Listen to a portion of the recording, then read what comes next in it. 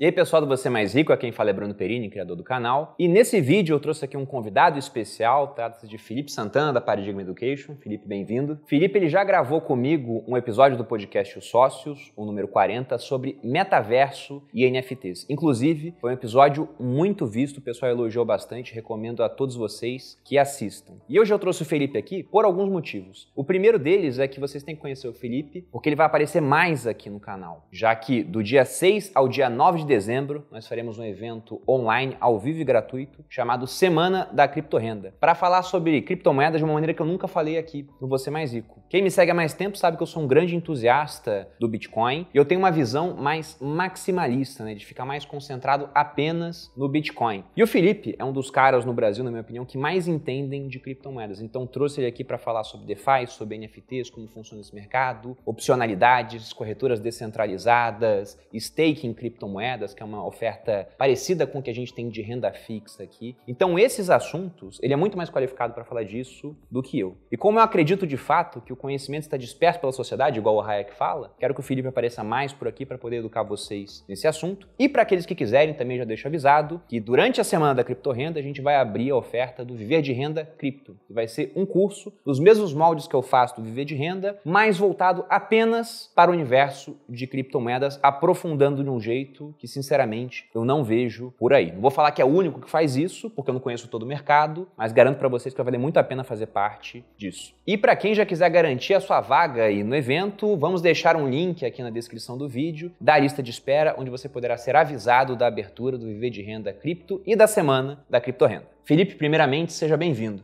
Muito obrigado pela introdução, uma honra estar aqui. Estou ansioso por esse papo. Felipe, pessoal, eu vou deixar o perfil dele do Instagram aqui para que vocês possam seguir também. Na verdade, da Paradigma Education, que é uma research específica para a parte de criptomoedas. E a Paradigma é uma startup. A gente aqui no Primo Rico investe em startups. Inclusive, essas poltronas são do quadro Primo Startups. A gente ia alugar, mas é mais barato comprar. Então, compramos, fazem parte aqui agora do nosso acervo. E nós também investimos na Paradigma. Agora a gente é sócio, Que é até bom, já veio no sócio, estamos com a garrafa dos sócios aqui. Então, já tinha falado no Instagram, mas para quem não me segue lá, só apresentando o Felipe aqui de maneira correta. E para fazer esse vídeo, eu abri uma caixa de perguntas no meu Instagram, pedindo para a audiência me auxiliar, Já que o conhecimento e as dúvidas estão dispersas pela sociedade, eles podem ter ideias de perguntas que eu não teria. Então, vou mesclar algumas perguntas que eu mesmo queria fazer com algumas que foram elencadas aí pela audiência. E a primeira delas, aproveitando os acontecimentos recentes, é sobre a atualização que nós tivemos agora no Bitcoin, Taproot. Explica para o pessoal um pouco o que é isso aí, Felipe? O que trouxe de inovação, de fato? Acho que primeiro é legal a gente ilustrar como funcionam atualizações do Bitcoin,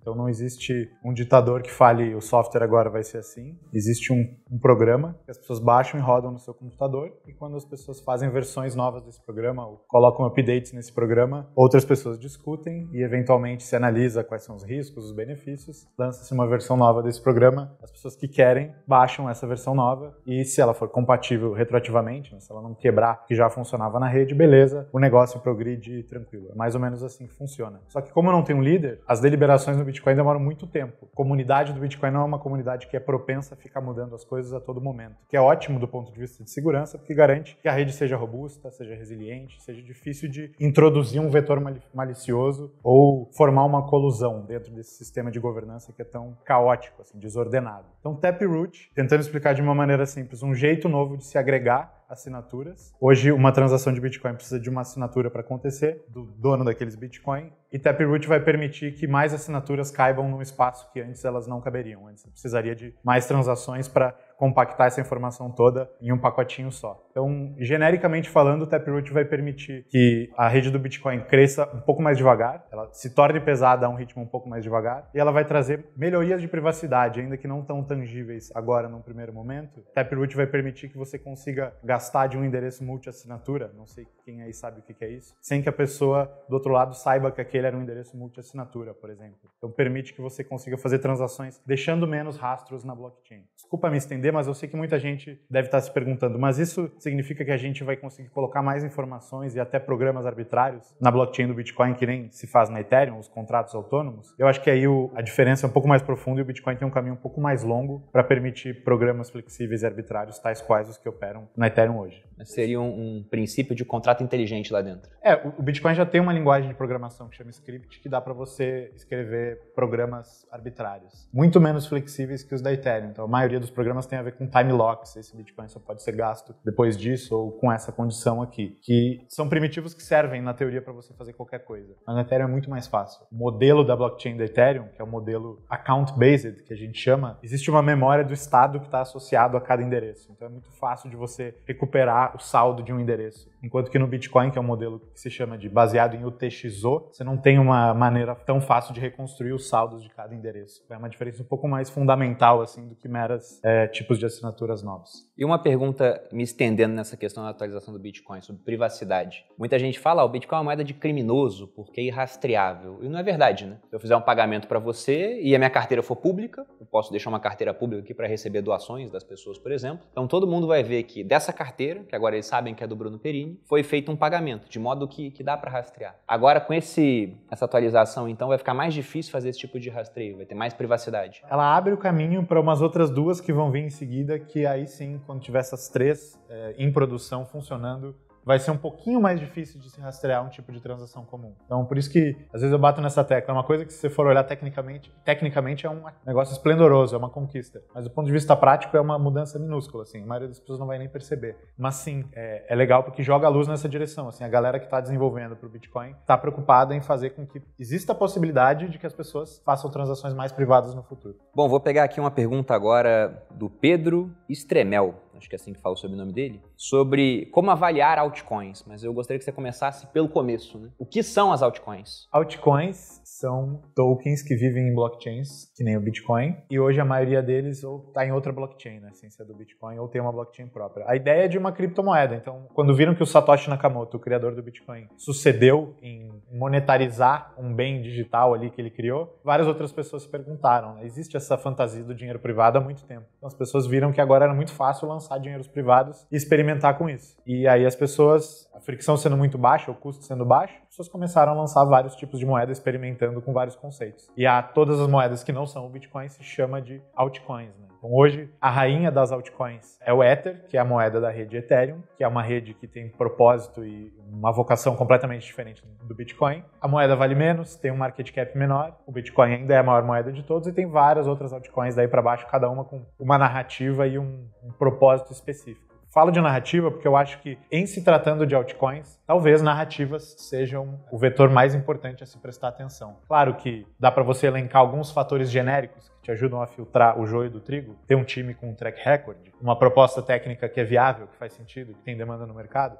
Mas acho que, em última instância, em se tratando de investimento, assim, para quem está de olho no mercado, se uma altcoin está alinhada com a narrativa do momento ou a narrativa que vai ser a próxima narrativa do momento, esse é o principal fator determinante sobre a performance dela. Bom, sobre as altcoins, você acabou de falar da rede Ethereum, né? Da cripto da rede é o Ether. E tem uma pergunta aqui do Marcel Maranhão. Por que o Ether não vale mais do que o Bitcoin? Já que o Bitcoin é um ativo que muita gente está comprando, pelo menos é o meu caso, pensando que pode vir a se tornar uma reserva de valor. Na minha opinião, só falta o teste do tempo. Só que vamos também pensar que 12 anos em um mundo que muda cada vez mais rápido é muito mais coisa, às vezes, do que 100 anos lá no passado. Você pega um europeu do século XIII, transporta ele no tempo para o século XIV, o que mudou? Nada. Só morreu todo mundo que ele conhecia, mas a vida era essencialmente igual. Agora você pega um cara dos anos 2000 e transporta pra cá, mudou tudo. Pô. WhatsApp, Instagram, transmissão ao vivo, YouTube. Eu lembro quando a minha esposa me apresentou o WhatsApp em 2013, eu falei, não tem por que usar isso, já tem SMS, né? E hoje, simplesmente, a gente faz tudo pelo WhatsApp, tem transmissão ao vivo, então o mundo mudou muito. Só que pensando que o Ether, você mesmo falou, que é essa rainha das altcoins hoje, que você tem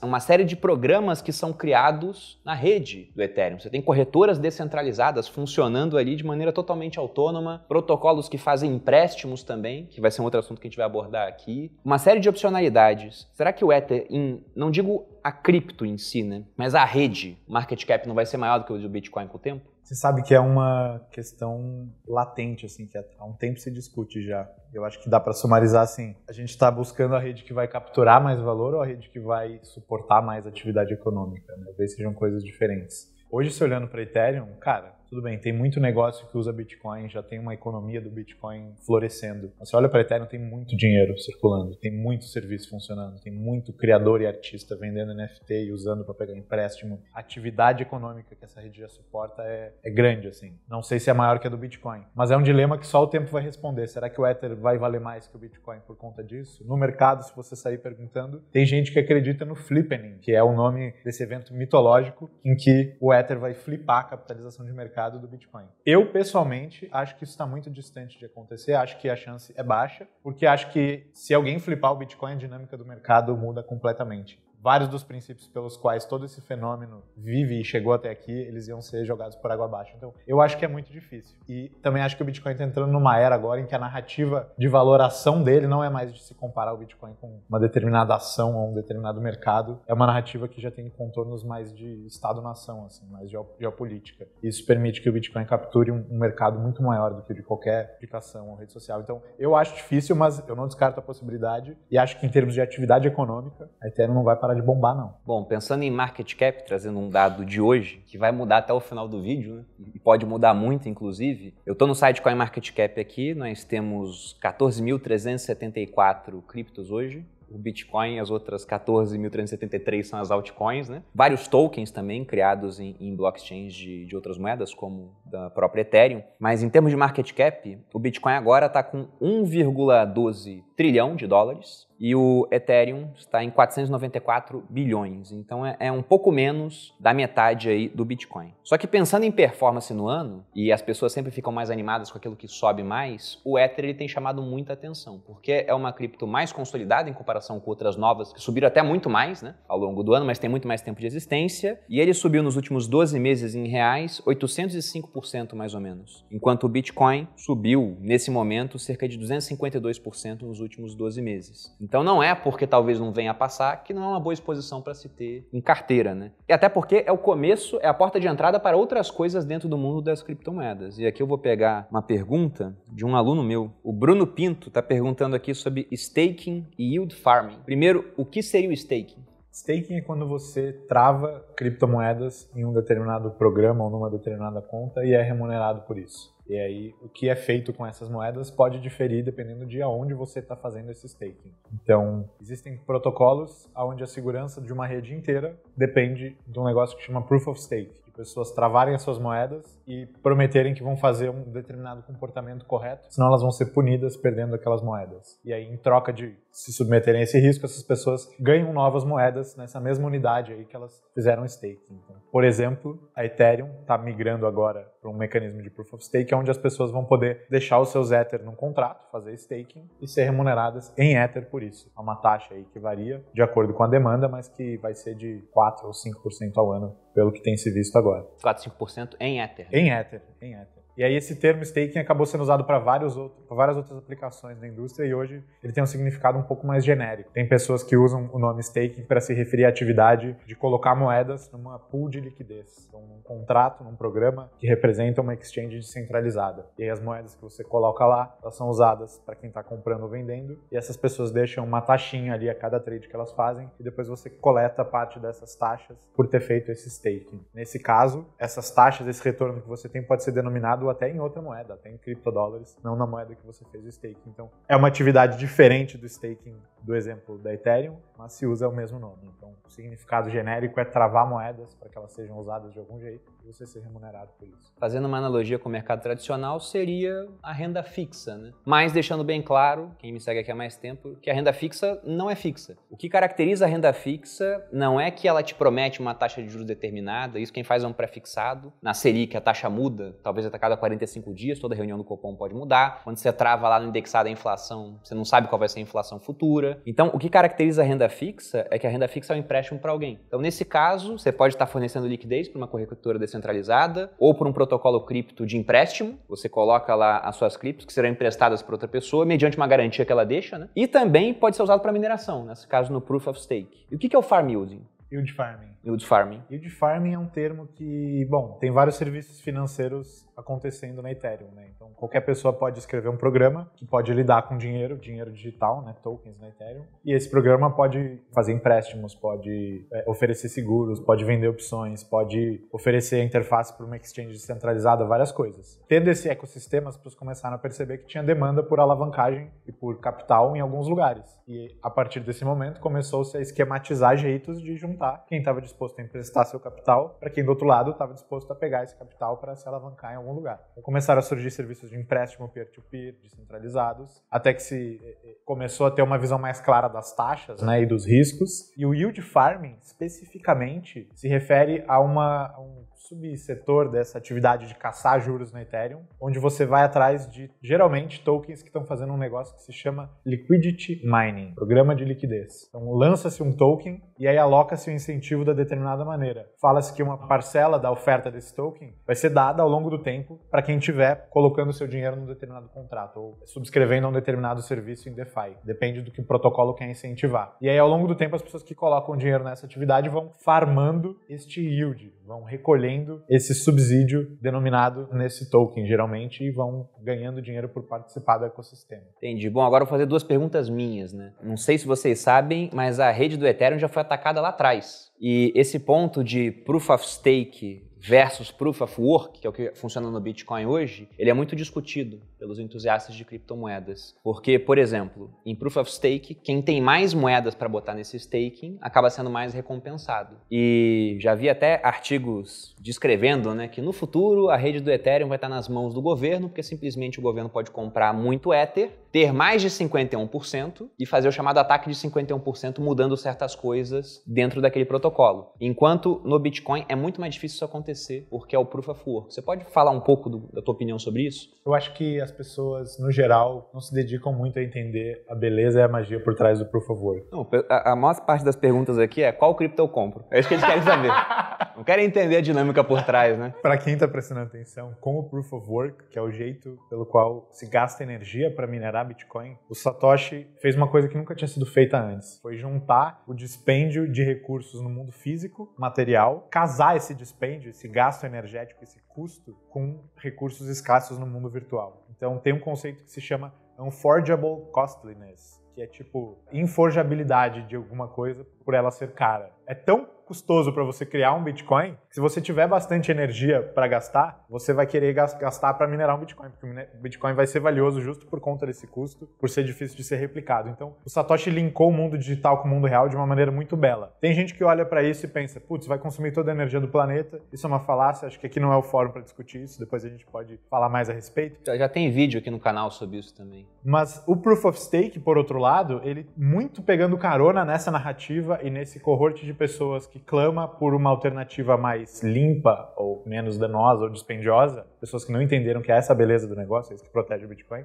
acabam pedindo muito e dando muito ouvido pro Proof of Stake. O Proof of Stake é super legal, eu acho que ele se presta a um propósito diferente do Bitcoin e que nem a gente estava conversando antes. A punição para um minerador desonesto no Proof of Stake é perder as moedas dele, por isso que ele faz o staking das moedas. Do ponto de vista de um atacante, se você quiser colocar a rede em risco, você não precisa, que nem no Bitcoin, comprar metade da hash rate. Então, comprar equipamento em um monte de lugar, comprar infraestrutura e fazer um ataque coordenado. Basta você comprar metade das moedas. Tem gente que vai te dizer que não é tão simples assim comprar metade das moedas, porque elas estão na mão dos holders e vários outros argumentos. Mas me parece, a minha impressão, eu não sou um especialista nessa comparação específica, é de que o Proof of Stake é mais sujeito à colusão social e a outros tipos de ataque. Ele é menos descentralizado no fim do dia. Então, acho que pode ser legal para uma blockchain que está querendo escalar mais e atender bilhões de pessoas rápido, mas talvez para o dinheiro mais sólido, inconfiscável, valioso da história da humanidade não seja adequado. Não, se a gente for pensar, por exemplo, no Bitcoin, a gente deu o exemplo aqui desse ataque de 51%. Lá atrás, né, se for procurar em corretoras, a maioria das brasileiras nem lista mais. Só que você tem o Ethereum e você tem o Ethereum Classic, né, que era o Ethereum original. Mas aí você teve um ataque de 51% que aconteceu, algumas pessoas foram para um novo protocolo e aquele está lá até hoje, mas tem muito menos valor. É muito mais fácil você conseguir 51% das criptomoedas, porque governos são donos das máquinas de imprimir dinheiro. O Biden acabou de aprovar um pacote de $1 trilhão. Acabamos de olhar que a capitalização de mercado do Ether é de menos de $500 bilhões. Então ele poderia comprar com esse pacote novo 3 Ether. Pois é, ele poderia comprar tudo, se ele quisesse, nem 51%. E sobrava troco ainda para comprar o resto em Dogecoin, porque vai subir, né? É outra pergunta que tem aqui das meme coins. Mas o ponto é o seguinte, é muito mais fácil ele fazer isso. Agora, como é que ele faz para ter 51% do poder computacional da rede do Bitcoin, sendo que essa rede já tem mais poder computacional do que 100 vezes a capacidade que o Google tem, por exemplo? É muito mais complicado. Talvez seja até inviável se ele não se dedicar demais a isso, né? Então, de fato, o que, por exemplo, me puxa para ter um investimento de longo prazo no Bitcoin, essa questão de que é um protocolo mais conservador, ele demora a mudar, ele tem certas partes que elas são propositalmente, digamos assim, menos otimizadas, né? E isso traz um pouco da segurança para ele. E no Ether a gente pode até entrar em uma questão. O Ethereum acabou de adiar, se eu não me engano, pela 5ª vez a sua atualização, né? 5ª vez que a gente tá ciente, né? Porque, na verdade, pode ter sido várias, né? Como todo o trabalho de desenvolvimento de R&D, assim, de pesquisa de vanguarda, é difícil de prever data, né? E os caras lançaram um negócio lá em 2014/15 que já tava com ideias uma década na frente. E óbvio que todas as datas que eles colocaram lá atrás foram atropeladas. Acho que a milestone original pro Ethereum migrar para Proof of Stake definitivamente vai ter um nome, chama Serenity, o update Serenity, era 2018, se eu não me engano. A primeira vez que eu vi, talvez tivesse até uma anterior. E hoje ainda falta, ainda não vai ser nos próximos 6 meses, assim. Não vai ser em 2021, talvez nem em 2022. Então, aí os bitcoiners perguntam, né? Será que vai ser um dia ou será que eles vão ficar dando migué pra sempre? Eu acho que um dia a migração acontece, mas o ponto do bitcoiner é válido, né? Pô, você tá confiando em algumas dúzias de cabeças de elite, que são geniais, tem que dar o braço a torcer, mas que estão levando o negócio adiante. Assim, e se isso não for completado, o Ethereum não vai acabar sendo o que sempre quiseram que ela fosse. Versus um Bitcoin que tá pronto, né? Já faz anos que tá pronto. Essa última atualização do Ethereum teve uma esse ano chamada London, não teve? E aí muita gente começou a falar que o Ethereum, ele se tornou deflacionário com isso. Você pode explicar um pouco dessa dinâmica, Felipe? Sim. O Bitcoin ele é desinflacionário, né? Então, apesar de ter mais moedas sendo emitidas a cada bloco, a cada 4 anos o número de moedas cai pela metade até o momento que não vai ter mais. Né? Ou seja, ele tem uma inflação cada vez menor. Uma inflação que vai espremendo, exatamente. O Ethereum, até pouco tempo atrás, ele era inflacionário, sem um limite. Então, tinha uma natureza muito menos amigável a quem está olhando para um ativo para poupar valor ao longo do tempo, digamos assim. Era inflacionário. E aí, com esse update London, basicamente introduziram um mecanismo que faz com que parte da demanda pela rede, da atividade transacional na rede, se converta em Ethers que são queimados. Então, parte do custo que antes a galera tinha na hora de fazer uma transação, gastei $50 para fazer uma transação complexa, isso ia tudo para o minerador, agora parte desse custo é queimado na forma de Ether. E isso faz com que quando tem muita demanda na rede, quando ela está muito cheia, a moeda se torna deflacionária por alguns períodos. Então não dá para dizer que o Ether virou deflacionário definitivamente, porque isso oscila, mas se for pegar o dado certinho desde que o update London veio à tona, eu acho que se queimaram mais Ethers do que se emitiram. Então nesse período ele está deflacionário. Eu acho que nesse período ele está deflacionário. Só para quem nunca pegou esse conceito antes, inflação, por exemplo, aqui no Brasil, muita gente vê apenas como aumento de preço. Mas essa é a consequência da inflação. Inflação é aumento de oferta monetária. Deflação seria a contração da oferta monetária. E quando o Felipe falou aqui que o Bitcoin é desinflacionário, é porque ele tem uma inflação, você tem uma produção de Bitcoins, para cada bloco minerado hoje é uma recompensa de 6,25 Bitcoins, que daqui a 4 anos vai ser de 3,125 Bitcoins. Então veja que ele tem uma inflação cada vez menor, até que um dia não haverá inflação nenhuma, porque vai parar a produção de Bitcoins. Mas mesmo com a inflação, como há pouco crescimento da oferta de cripto, de Bitcoin nesse caso, e um aumento muito forte da demanda, o que acontece é que o preço dele tende a subir. Voltando agora às perguntas aqui, Torres TH perguntou sobre DeFi, né? Ele perguntou o que é DeFi. A gente já tá falando de DeFi aqui toda hora que fala do Ethereum, por exemplo, mas entrando numa parte mais conceitual e até no que tá acontecendo no DeFi, o que você pode falar para a audiência aqui, Felipe? DeFi é um acrônimo para finanças descentralizadas. Então a ideia é pegar tudo que um banco oferece e oferecer isso na forma de programas que qualquer pessoa pode acessar sem ter que ir numa agência, sem ter que mandar documento, sem ter que se identificar ou outras coisas mais. Então, que nem a gente estava comentando, na Ethereum você consegue hospedar programinhas financeiros que mexem dinheiro para lá e para cá. As pessoas começaram a fazer programas que dá para trocar um token por outro, com a funcionalidade de uma exchange. As pessoas começaram a ver que se você colocava o seu dinheiro como liquidez nesses programas, esse tipo de exchange, coletasse taxas de quem estava tradando, você conseguia dar um uso produtivo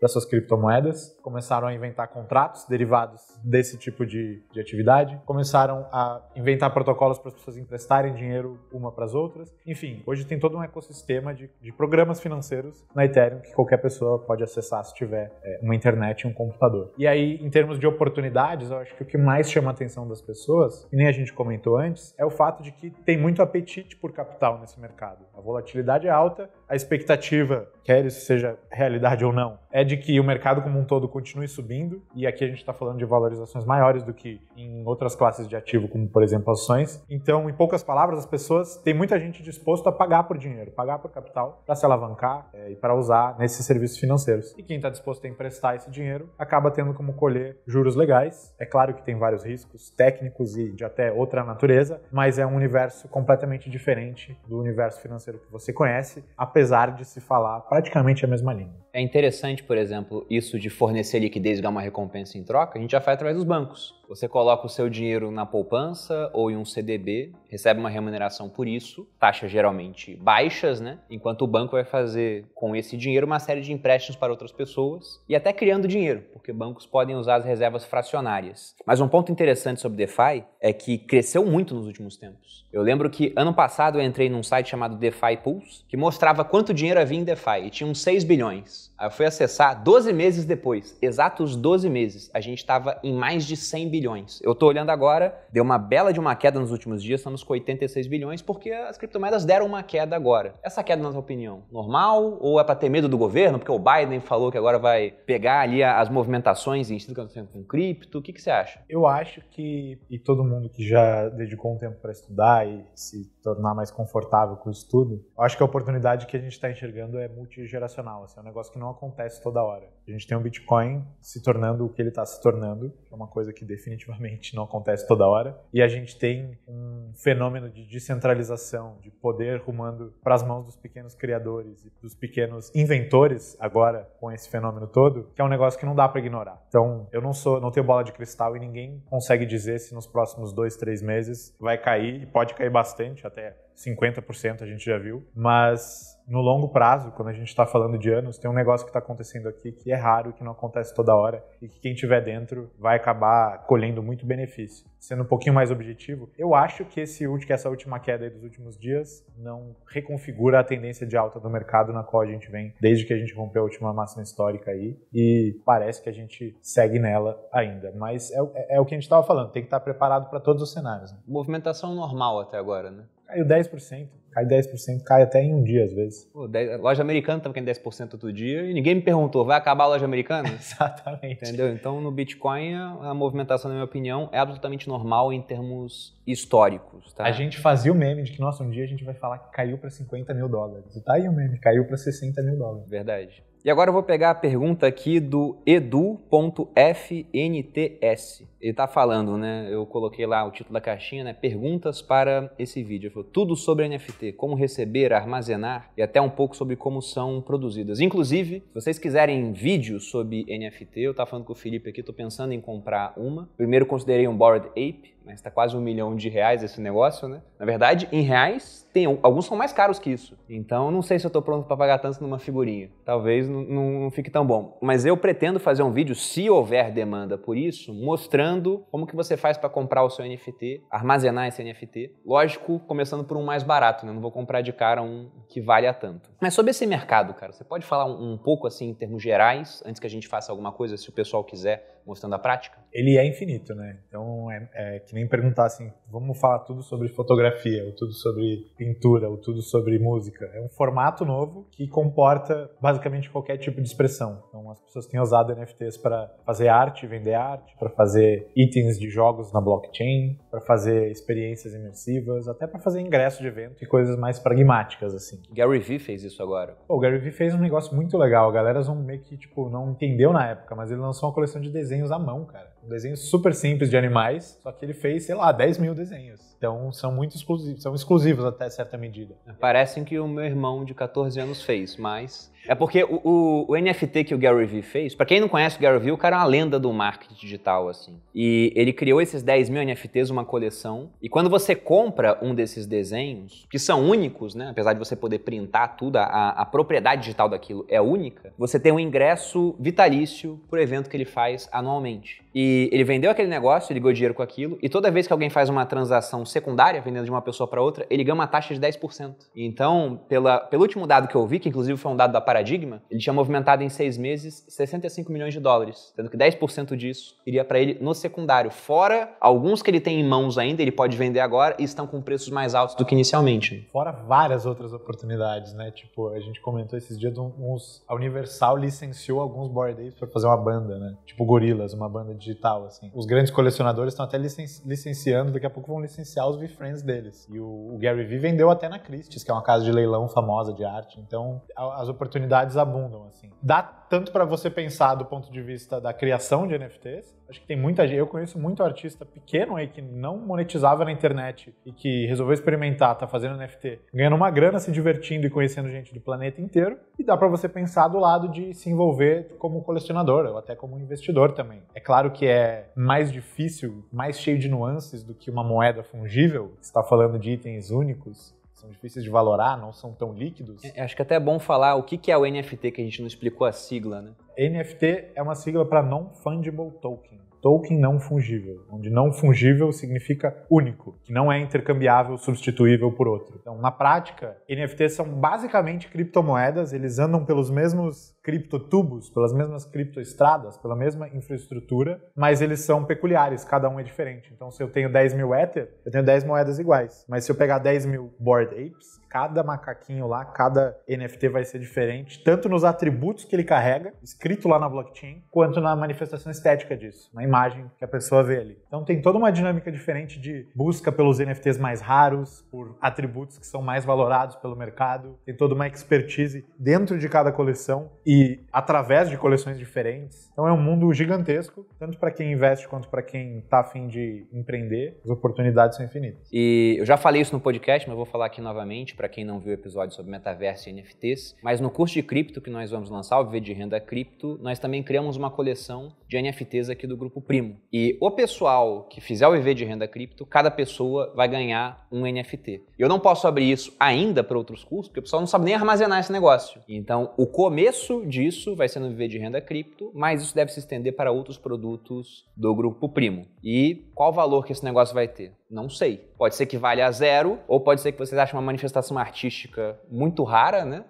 Uma obra-prima, e comecem a fazer trocas aí por um valor cada vez mais alto. Porque essa questão de arte é muito subjetiva. A gente falou aqui de um Bored Ape que está custando mais de 1 milhão, por exemplo, e tem alguns assim. E você tem aquelas obras que é uma banana na parede, um mictório no meio da sala, e que são avaliadas em milhares de dólares também. Então, não dá para saber que valor essas coisas terão. Mas os NFTs são um ponto muito interessante, porque eles podem ser só o começo de alguma coisa muito maior. O pessoal está falando de mercado de arte agora, mas isso dá início a uma série de coisas que podem ser feitas com esses tokens únicos. Não é? Até a questão de propriedade digital, acho uma coisa muito interessante. Opcionalidades, às vezes... Outro dia eu ouvi alguém falando até de você poder usar esse mercado para criar uma espécie de governo, onde cada um vai ter um certificado, uma identidade. Você enxerga isso no futuro? Total, total. Inclusive, teve uma notícia que teve um governo que lançou uma embaixada no mundo virtual e no metaverso esses dias, né? Falando nessa toada. Mas eu acho que a gente, já falamos disso, a gente está cada vez mais atribuindo valor para as coisas digitais que a gente tem. Tenho certeza que a maioria das pessoas que está ouvindo ia ficar muito mais desesperada de perder um celular ou tudo que tem salvo na nuvem, ou todas as suas fotos das suas redes sociais, do que perder vários dos seus bens físicos que tem em casa. Então isso já é uma realidade. Criançada já gasta uma fortuna em item de Fortnite e outros jogos. Então agora as pessoas estão entendendo que isso vai se alastrar para várias outras partes da vida. Assim como a gente valora a provenância, a autenticidade quando a gente está se expressando com roupas, com bolsas e com outros bens de consumo não essenciais, a galera está disposta a gastar muito dinheiro nesse novo paradigma agora. Então isso vai rolar. E aí, lógico, que nem a gente estava falando antes da infraestrutura, né? Quando você tem todos esses tipos de bens conversando no mesmo substrato, na mesma infraestrutura, todos eles acabam tendo mais valor e sendo mais úteis. Talvez esse exemplo seja um pouco abstrato, depois a gente pode aprofundar aprofundar, se você tivesse o valor ali da sua bolsa da Louis Vuitton, no mesmo substrato onde você tem os seus itens de qualquer jogo que você joga, no mesmo substrato onde você tem os colecionáveis que você guarda em casa, isso tudo conversa e você tem um mercado que é muito mais dinâmico, útil. Então, eu não vejo um futuro onde quem se apegar à fragmentação do mundo físico vai ganhar de quem abraçar esse novo paradigma. As pessoas vão cada vez mais comprar NFT, comprar propriedades digitais, a ponto de que acho que a gente não vai mais nem estar falando e ouvindo falar na sigla NFT daqui a 5 ou 10 anos. Vai ser só algo normal, do dia a dia. Comprei um blá blá blá. E até interessante, eu tava mostrando pra minha esposa, pra Malu, sobre NFTs, mostrando o valor de alguns, ela falou, isso é insano. E ela fala isso enquanto gasta 30 mil reais uma bolsa de marca, porque ela fala, não, mas é uma Chanel, por exemplo, né? E quando eu olhei, eu também falei, nossa, esse negócio vale 1 milhão, sendo que eu posso gastar, às vezes, 50 mil reais pra comprar uma moeda romana, porque eu falo, esse item colecionável tem valor pra mim. É uma coisa, o Thiago coleciona umas fitas de jogos antigos, né? Paga muito caro nisso. Tem carta de Pokémon do Charizard que vale 1 milhão de reais. Então o valor é altamente subjetivo. Não dá pra saber onde esse mercado vai parar. E aqui, até pra quem tá achando que alguns conceitos do vídeo são mais complicados, o José Luiz Xavier, ele perguntou, o curso de cripto vai ser pra quem tem zero conhecimento também? Cara, a ideia do curso é a gente pegar na mão a pessoa que não tem ideia do que está acontecendo, não escutou essas palavras, pessoa que está começando do zero mesmo. E começar lá do começo dessa história, explicar o que é o Bitcoin, como ele foi criado, por que faz sentido olhar para ele agora, explicar tudo que veio depois e começar a mostrar o que dá para fazer na prática e que dá para tirar um benefício para o dia a dia. A pessoa comum no dia a dia pode sair ganhando com as oportunidades que estão aí. Algumas das que a gente falou aqui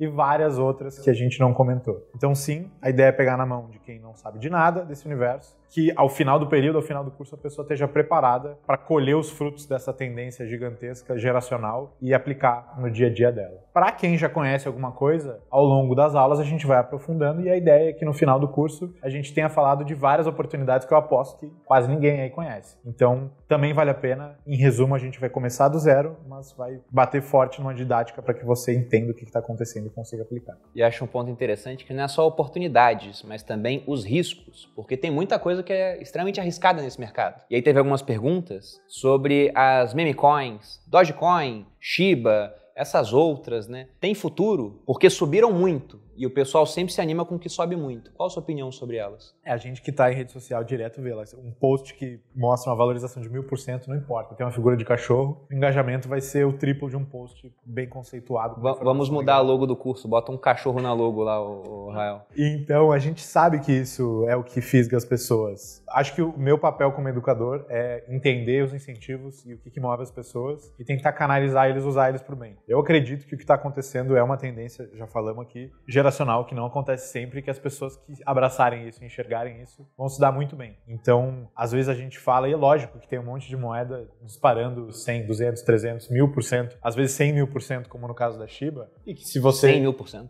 Mais até, a Shiba foi de centavos para, sei lá, frações de centavos. Enfim, depois pesquisem aí. Mas as oportunidades existem, mas que nem o Bruno estava falando. É um faroeste esse mundo. Então, se você chegar despreparado, você vai aprender, mas você vai se queimar muito. Então, a dica que a gente dá é, colhe em quem você confia, busque fontes que você acha que são intelectualmente estimulantes, que estão há um tempo nesse mercado e tente aprender com os erros dos outros. Porque tem um monte de risco, é um cenário diferente daquele cenário com o qual você está acostumado.